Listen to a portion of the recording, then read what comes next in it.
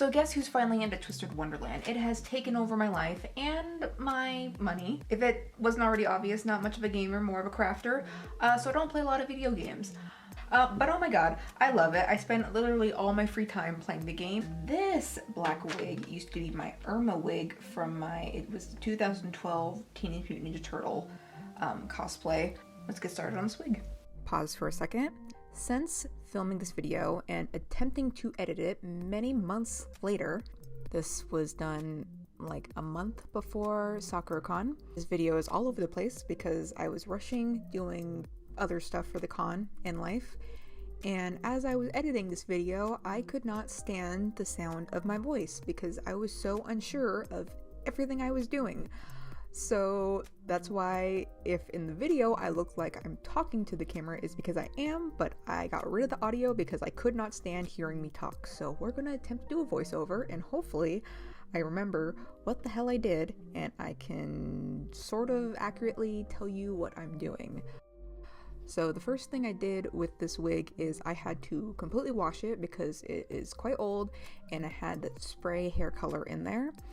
After I set it out to dry, I think for a few days, make sure it was completely dry, I used a flat iron to make sure everything was straight, make sure nothing was curled over so I can get its full true length because Lilia's bangs need to be much longer. So I'm removing some wefts at the base of the wig, also removing some wefts in the fringe area, and the longer wefts are going to be put back into the fringe area. So at this point, I'm going to show you all how I make relatively easy hair extensions. If you have a sewing machine, there's probably a better way. This is not the best way, but I don't have a sewing machine. I got this bundle of hair from Walmart around some Halloween time. I want the darker pink, not the lighter pink for the hair. Gluing on the paper, putting the hairs down, and then gluing on top and flattening it out with something flat so I won't burn my fingers. Letting that cool, peeling it off, cutting off the extra hair.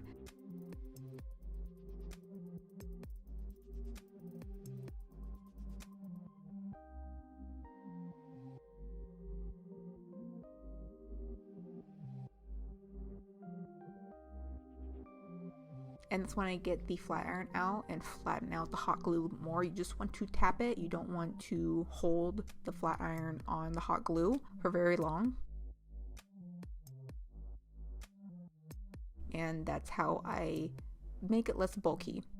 And you can just sew it on. Now, because the hot glue is pretty thin, there may be some breaking, but I just then still use the pieces that broke off and use it just for smaller sections. I've worn this wig quite a bit. It survived a convention and none of the pink hair has fallen out. But now since I have all the pink hair sewn in, I can get to cutting, and I use small elastics to section out the bangs and the side shorter parts. I know there's a particular name for this hairstyle. I want to say himiko cut, but that's so not it, but I'm pretty sure it starts with an H, and then you have parts that basically cut off at your cheek area. I know there's a particular name for that hairstyle, but I forget at the moment.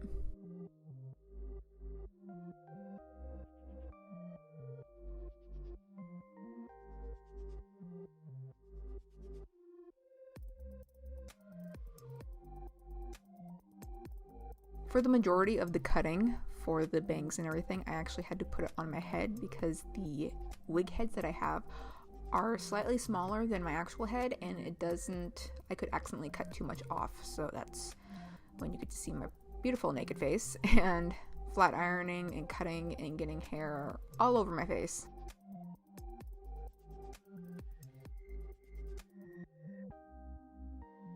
And now for the most difficult part is the little hair horns he has. To start out, I crimped and backcombed the part where it's going to turn into little hair flicks, but for the rest of it, I'm not entirely sure how to properly tell you what I'm doing, because as I was doing this, I wasn't really sure what I was doing. I will say that the base of the little hair flicks are a sponge painted black, but for the most part, I'm not really sure how to accurately describe what I'm doing without possibly confusing you more. So I'm just going to show you the entire clip of me making one horn, and you can kind of see how I'm doing. It's just basically a lot of hairspray and hot glue and blow drying. I will say that when you use the got-to-be glued hairspray in tandem with a blow dryer and not just letting it air dry, it works so much better.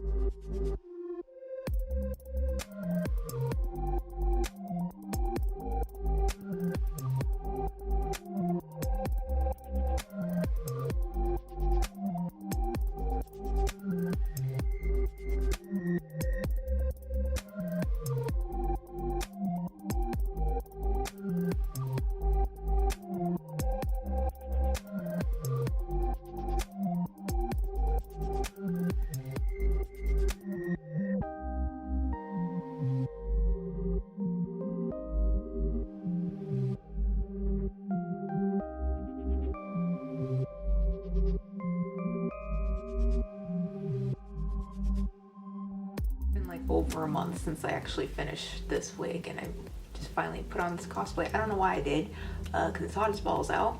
A few things I would change. I don't know if I'm actually going to legitimately change it, because now it's finished and now I don't want to mess with it anymore.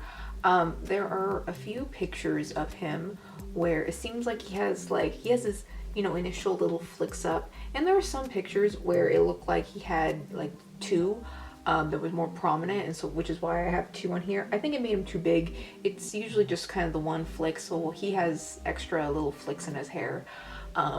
So we have that, which is fine.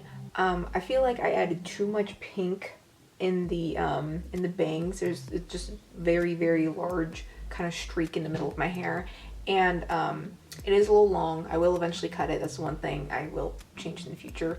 But overall, I think it turned out great. I had a fabulous time at con. It was so great, other than the fact that I decided to wear boots and not really walking appropriate shoes. So on Thursday, I got blisters, and I had to continue walking because those were the only shoes I brought to that con.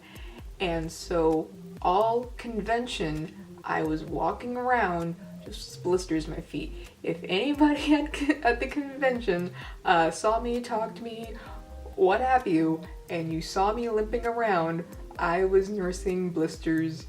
Actually, I wasn't even nursing blisters. I was just pushing through, and then it was very painful. But I still had a fabulous time, and I met a bunch of fabulous Twisted Wonderland cosplayers. Y'all were just so great and nice and fantastic, and I went to a panel and it was great. Thank you guys for watching. Hope you enjoyed, and hope to see you all next time if I decide to post more videos on YouTube. Follow me other places.